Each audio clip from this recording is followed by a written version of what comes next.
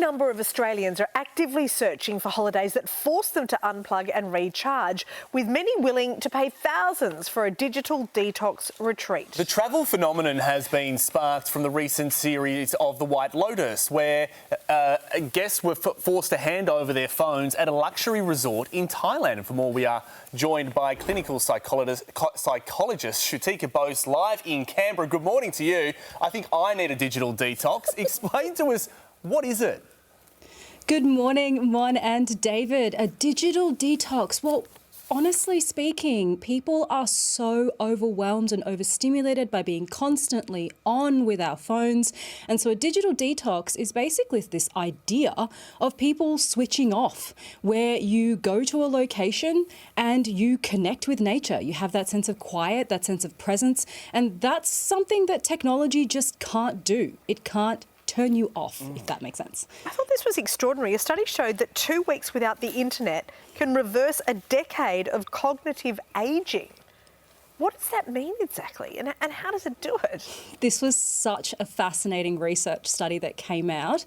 People were asked to turn their smartphones into dumb phones by blocking mobile internet access for 2 weeks. No scrolling, no internet access, nothing like that. And what they found in that 2-week period was that people were sleeping better, they were feeling more in control of their lives, they were socialising more, they were out in nature, and it's not magic. It's essentially the fact that people had the ability to let their brains reset, rest and reconnect.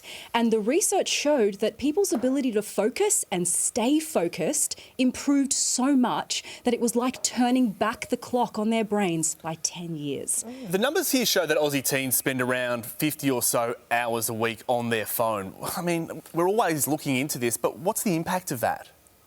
The impact is really quite serious. It can be. We know that social media is addictive. It's like a slot machine in our pockets that's designed to give us dopamine hits with every single swipe that we take. So if we think physically, we're looking at something called tech neck, where your neck gets slouched forward.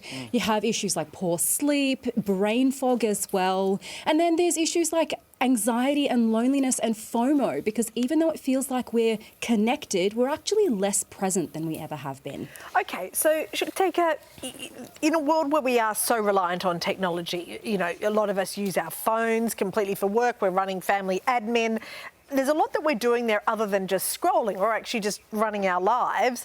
How can we get more unplugged? Because I think most people that are watching this would say that they want to, they just don't know how to, because they still have to do some things on their phone.